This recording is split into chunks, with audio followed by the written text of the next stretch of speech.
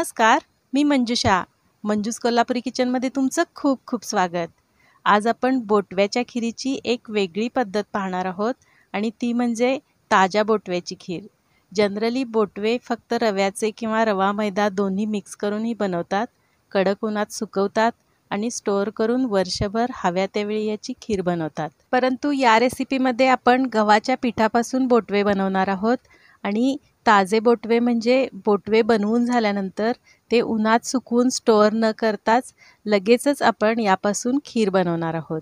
चला तर लगेचच रेसिपीला सुरुवात करूया. सर्वात आधी आपण बोटव्यासाठी लागणारे पीठ मळून घेऊया. त्यासाठी इथे मी 1 सपाट वाटी गव्हाचे पीठ चाळून घेतलेले आहे. याचे वजन साधारण 60 ग्रॅम इतके आहे. त्यानंतर इथे अर्धी वाटी पाणी घेतलेले आहे आणि हे मीठ आहे. आता हे पीठ एका ताटात काढून घ्यायचे आहे आणि त्यात चवीनुसार मीठ घालून ते मिक्स करून घ्यायचे आहे.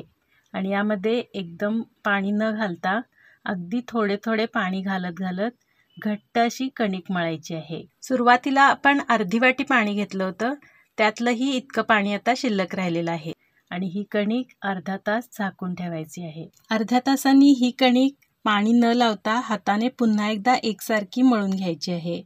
इतक्या कणकीपासून 10 ते 12 वाट्या खीर बनते. आता एका प्लेटमध्ये चाळलेले गव्हाचे पीठ घ्यायचे आहे आणि एका पोळपाटावर कणकेमधली अगदी थोडीशी कणिक घेऊन याची अशी लांब आणि बारीक लोळी बनवून घ्यायची आहे. यामुळे बोटवे बनवणे किंवा कणकेमधून बोटवा तोडून घेणे सोपे जाते आणि लवकर होते. आता पिठाचा हात घेऊन यामधून बोटवे तोडून घ्यायचे आहेत आणि हे बोटवे या प्लेटमधल्या पिठातच पाडायचे आहेत, म्हणजे हे एकमेकाला चिकटत नाहीत. तुम्ही पाहू शकता अशा पद्धतीने यातला अगदी छोटासा तुकडा या अंगठा आणि एका बोटाच्या साहाय्याने तोडून याला बोटांमध्ये थोडासाच फिरवून लांबट आकार देऊन घ्यायचा आहे, जेणेकरून याचा आकार साधारण गव्हा एवढा आणि गव्हासारखा दिसेल. बोटव्यांचा आकार साधारण एवढा असावा.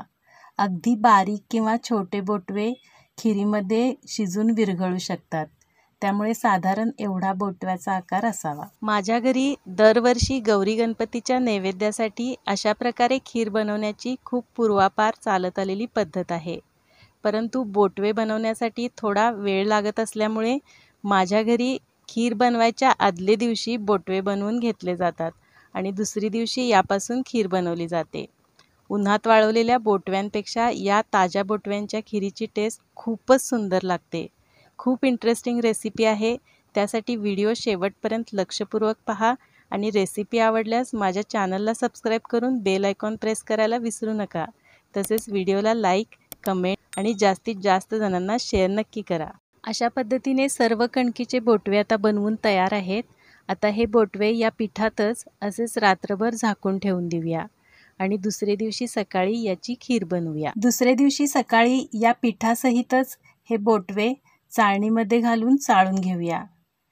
हे पहा, चाळल्यानंतर आपले बोटवे किती सुंदर दिसत आहेत. हे चाळलेले पीठ आपण चपात्या बनवण्यासाठी वापरू शकतो. आता आपण प्रत्यक्ष खीर बनवायला घेऊया आणि त्यासाठी काय काय साहित्य लागेल ते पाहूया. खिरीसाठी आपल्याला लागेल 1 लिटर पाणी, गूळ 175 ग्रॅम ते 200 ग्रॅमच्या दरम्यान लागेल. तुमच्या गोडाच्या आवडीनुसार तुम्ही कमी किंवा जास्त घेऊ शकता. हे काही ड्रायफ्रूट्स घेतलेले आहेत. यामध्ये पिस्ता, काजू, बदाम, मनुके आणि बेदाणे घेतलेले आहेत. ही आहे वेलदोडा पावडर, जायफळ पावडर आणि सुंठ पावडर. हे 2 चमचे तांदळाचे पीठ घेतलेले आहे. ही थोडीशी खसखस आहे. हे सुके खोबरे आहे. हे तूप आणि हे मीठ आहे. सर्वात आधी आपण ज्या मोठ्या भांड्यात खीर बनवणार आहोत त्या भांड्यात खसखस भाजून घेऊया. खसखस लगेचच करपते, त्यामुळे जस्ट गरम झाली की ही लगेचच एका प्लेटमध्ये काढून घेऊया. आणि आता याच भांड्यामध्ये हे तांदळाचे पीठ कोरडेच भाजून घ्यायचे आहे. सतत हलवत राहायचे आहे, याचा रंग बदलला नसला पाहिजे. आता हे भाजलेले आहे, हे एका प्लेटमध्ये काढून घेऊया. आता याच भांड्यामध्ये थोडेसे तूप घालून या तुपामध्ये सर्व ड्रायफ्रूट्स छान भाजून घ्यायचे आहेत आणि आता एका प्लेटमध्ये काढून ठेवायचे आहेत. आता याच भांड्यात पाणी आणि गूळ घालून उकळत ठेवायचे आहे आणि यामध्ये चवीनुसार किंचित मीठही घालायचे आहे। या पाण्याला आता उकळी आलेली आहे। आता या पाण्यात हळूहळू थोडे थोडे बोटवे सोडत सोडत हलवत राहायचे आहे। सर्व बोटवे एकाच वेळी पाण्यात सोडायचे नाहीत, कारण असे केल्यास सर्व बोटवे सुटे सुटे न राहता पाण्यात एकमेकांना चिकटू शकतात आणि याचा लगदा बनू शकतो। आता आपले सर्व बोटवे पाण्यात सोडून झालेले आहेत। आता हे मध्यम गॅसवर 10 मिनिटे असेच उकळत शिजत ठेवायचे आहेत।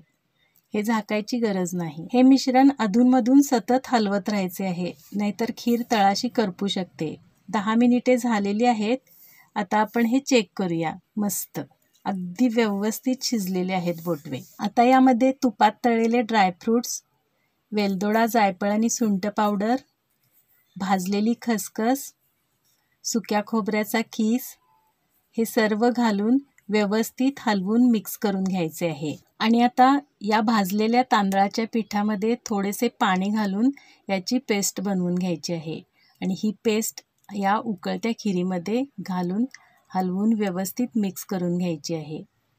तांदळाच्या पिठामुळे खिरीला छान दाटसरपणा येतो।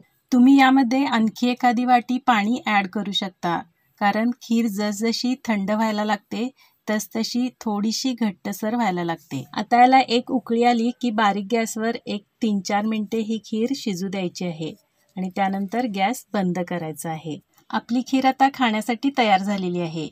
ही खीर आहे अशी गरमागरम किंवा थंड करून दोन्ही प्रकारे खाऊ शकतो, परंतु खिरीमध्ये अशा प्रकारे दूध आणि तूप दोन्ही घालून हे मिक्स करून खाल्ल्यास याची टेस्ट खूप अप्रतिम लागते। खूप मजा येते ही खीर खाताना। तर गोडाच्या पदार्थामधील खिरीचा हा नवीन प्रकार तुम्ही नक्की बनवून टेस्ट करा आणि रेसिपी आवडल्यास माझ्या चॅनलला सबस्क्राईब करून बेल आयकॉन प्रेस करायला विसरू नका। तसेच व्हिडिओला लाईक, कमेंट आणि जास्तीत जास्त जणांना शेअर नक्की करा। पुन्हा भेटूया आणखी एका टेस्टी रेसिपीसोबत। तोपर्यंत पाहत राहा माझा channel Manju's Kolhapuri kitchen. Thank you.